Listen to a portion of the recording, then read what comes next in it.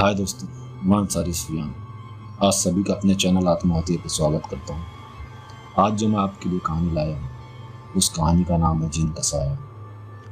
ये कहानी बहुत ही डर से भरी हुई है और ये एक सच्ची घटना पर आधारित है।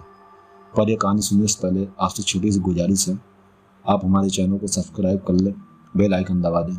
चलिए कहानी की ओर बढ़ते हैं। उत्तर प्रदेश, जिला कुशीनगर, उसी के बाजू में एक छोटा सा गांव है झुगावा, जहाँ दो लड़के रहते थे। दोनों में काफ़ी गहरी दोस्ती थी। दोनों आपस में एक दूसरे से हर एक बात शेयर किया करते थे, जिसमें एक का नाम था अरमान और दूसरे का नाम था वसीम। दोनों बचपन से स्कूल पढ़े, साथ में कॉलेज गए। जब कॉलेज में पहुँचे तो वसीम की सगाई हो गई थी। उसकी मंगेतर का नाम था रेशमी। दोनों आपस में एक दूसरे से बहुत प्यार करते थे। अक्सर रातों में जाग जाग के एक दूसरे से बात किया करते थे। एक दिन वसीम मेरे पास आया और मुझसे काफ़ी घबराया हुआ था और मुझसे बोला, यार अरमान, एक बात है, सोच रहा हूँ बताऊँ कि नहीं बताऊँ। मैंने कहा ठीक है बता, क्या बात है। तो उसने बताया कि रात में अपनी मंगेतर से बात कर रहा था। बात करते करते रात के 2 बज गए थे तो अचानक से उसकी मंगेतर का आवाज़ बदला हुआ लगा। उसने बोला कि तुझसे बात करता है तो मुझे बिल्कुल अच्छा नहीं लगता। मैंने कहा तू कौन है? तो बोला मैं कोई भी हूँ, लेकिन तुझसे बात अब किया तो मैं वहाँ आके तुझे उठा के पटक दूंगा। मैंने सोचा कि शायद मजाक कर रही होगी। मैंने बोला ठीक है आ जाओ, पटक दो। बस मैं इतना बोला, इतने में वहाँ से फ़ोन रख दिया और फिर मैं मैसेज कर रहा, कोई रिप्लाई नहीं आ रहा, तो मैं भी मोबाइल रख के सो गया। रात के 2-3 बजे रहे थे। मुझे ऐसा लगा कि कोई मेरे कमरे में है। मैं उठा, गर्दन यहाँ वहाँ घुमाया तो कोई नहीं था पास। फिर मैं उठ के बैठा तो मेरे सामने एक आदमी बैठा था, जिसकी लंबी लंबी दाढ़ी थी, आंखें एकदम लाल और आंखों में सुरमा लगा हुआ था। और उसने मुझसे कहा, ले तूने मुझे बुलाया था ना, मैं आ गया, अब मैं तुझे नहीं छोड़ूंगा। मैं सोचने लगा कि ये कौन और मुझसे चाहता क्या। इतना भयानक चेहरा देखते ही मेरा पूरा शरीर कांपने लगा। एकदम एक खौफ सा मेरे सीने में बैठ गया। मैं वहाँ से भाग पाता या हिल पाता, उससे पहले उसने मेरा गला पकड़ लिया और मुझे जैसे कि हवा में उठा लिया और मुझसे बोला कि अगर तू अपनी जान की सलामती चाहता है तो रेशमा से दूर रह, नहीं तो मैं तुझे जान से मार दूंगा।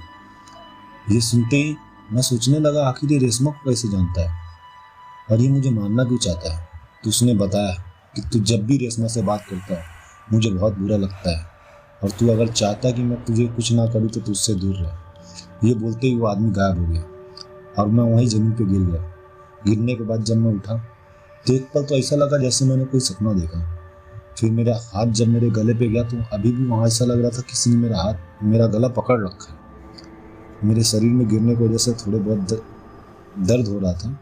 मैं उठा वहाँ से और वापस अपने बेड पे गया और सोने की कोशिश करने लगा, पर पूरी रात मुझे नींद नहीं आई।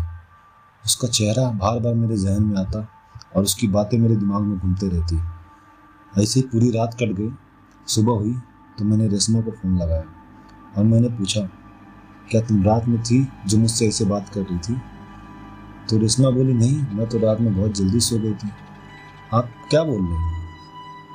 फिर मैं एक पल सोचने लगा, फिर कौन था और कहाँ से आया था। ये सब बात जब अरमान ने सुना तो अरमान ने कहा, अबे वसीम, लगता है तूने कोई सपना देखा है। एक काम कर, तू जा आराम कर घर पे, कुछ देर में सब सही हो जाएगा। रात में अक्सर होता है, हमको सपने आते हैं ऐसे वैसे। तो वहाँ से वसीम चला गया घर पे। फिर अगले दिन वसीम मेरे पास फिर आया और बोला, अरमान। मैं बोला क्या हुआ?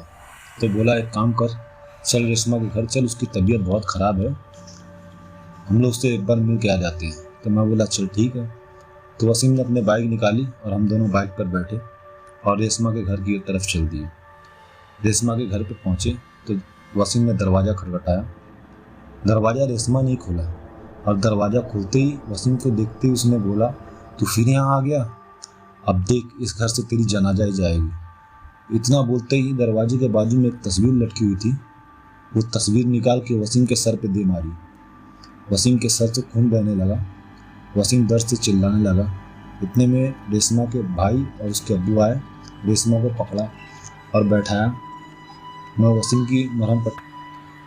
वसीम को पकड़ा और उसे भी वहीं बैठाया और एक कपड़ा लेके उसके सर पे बांधा ताकि खून रुके। हम लोग बैठे थे और बात कर रहे थे तो वसीम के साले ने यानी रेशमा के भाई ने बताया कि रेशमा के ऊपर एक जिन का साया है जो हमेशा यही कहता है कि मैं रेशमा को अपने साथ लेके जाऊंगा। इसकी वजह से रेशमा बहुत बीमार रहने लगी है। कई जगह दवाई कराए लेकिन असर नहीं होता है। आज हम इसे हॉस्पिटल लेके जाने वाले हैं। तो मैं और वसीम भी उसको बोले कि हम भी साथ में चलेंगे। हम लोग सब गए हॉस्पिटल। तो मैं वसीम को लेकर चला गया सही से दवाई कराने के लिए। उसके भी सर से खून आ रहा था। तो पट्टी उट्टी बांध कर आए तो रेशमा वहाँ बेड पे लेटी थी और बाहर ही उसके भाई और उसके अब्बू थे। तो डॉक्टर बोल रहे हैं ऐसा कुछ रिपोर्ट में आ नहीं रहा है कि आखिर इसको हुआ क्या है, किस चीज़ की दवा चलाना है भी नहीं, बस शरीर में कमजोरी है पर किस रीज़न से भी नहीं पता चल रहा है। तो फैमिली डॉक्टर भी गए थे रेशमा की। तो उन्होंने कहा एक काम करो, इसे यहाँ से डिस्चार्ज कराओ और घर लेके चलो। हम सब हॉस्पिटल से रेशमा को डिस्चार्ज करा के घर लेकर आए। तो फैमिली डॉक्टर ने बताया कि लगता है इसके ऊपर कुछ साया हुआ जैसी चीज़ है। मेडिकल में तो कुछ पता नहीं चल रहा है। आप इसे किसी अच्छे मौलवी या अच्छे दरगाह पे लेके जाए ताकि ये जल्द से जल्द सेहत याब हो सके। तो उसके अब्बू ने मोहल्ले के इमाम से बात की और रेशमा को उसे दिखाने लेके गए। तो इमाम साहब ने बताया कि रेशमा के ऊपर कोई जिन का साया है और इसके ऊपर पूरी तरह हावी हो चुका है, जिसकी वजह से दिन ब दिन कमज़ोर होती जा रही है। अभी ऐसा नहीं लगता कि ज़्यादा दिन तक बचेगी। इसलिए यहाँ से 80 किलोमीटर दूर एक दरगाह है, वहाँ पे इसे लेकर जाएगी। लेकिन शर्त यह है कि इसके साथ जाने वाला वही शख्स हो जिससे सबसे ज़्यादा प्यार करती है। तो ये बात सुनते ही वसीम ने कहा कि मैं इसे लेकर जाऊँगा और मैं दिखा के लेके। तो इमाम साहब ने बोला ठीक है, वहाँ पहुँचने के बाद अगर तुम्हें कोई तकलीफ़ हो तो मुझे फ़ोन कर लेना। वसीम ने कहा अच्छा ठीक है। उसके बाद अरमान को वसीम ने घर जाने के लिए कहा और कहा अगर जो तेरी ज़रूरत पड़ेगी तो मैं तुझे फ़ोन कर दूंगा, नहीं तो सुबह तक मैं खुद वहाँ पर आ जाऊँगा। तो अरमान वहाँ से निकल गया और वसीम ने रेशमा के अब्बू से कहा कि मैं रात में 2 बजे तक निकल जाऊँगा यहाँ से। 80 किलोमीटर दूर है तो मैं 3:30-4 बजे तक वहाँ पहुँच जाऊँगा। और ये दोनों तैयारी करने लगे रात में वहाँ से निकलने की। तकरीबन 3:30 या 4 बजे होंगे, तभी अरमान के मोबाइल पे फ़ोन आता है। अरमान फ़ोन उठाता है तो दूसरी तरफ से एक आदमी बोलता है कि यहाँ पे 2 जन की लाश पड़ी है, शायद ये दोनों बाइक से थे जिससे एक्सीडेंट हो चुका है, आप यहाँ आए और देखें। अरमान ये सुनते ही रोने लगता है और सोचता है शायद वसीम के साथ ये सब उसी ने किया होगा जिसने अब तक वसीम को इतना परेशान करके रखा था। अरमान ने अपने सबसे अच्छे दोस्त को खो दिया। तो यहीं हमारी कहानी ख़त्म होती है। ये कहानी हमें अरमान ने बताया। उसने बताया कि आज भी जब कभी उसे वसीम की याद आती है तो उसे बहुत अफसोस होता है कि उसका इतना अच्छा दोस्त जो उसके साथ बचपन से रहा, उसके साथ पढ़ा लिखा, आज वो मौजूद नहीं है। ये कहानी वाकई में दिल दहला देने वाली थी। आपको अगर कहानी अच्छी लगी होगी तो एक लाइक कर दे, एक प्यारा सा कमेंट कर दे।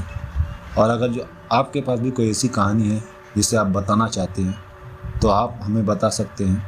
हम आपकी कहानी अपने चैनल पे डालेंगे। हम फिर मिलते हैं आपसे एक नई कहानी के साथ। जब तक के लिए अलविदा।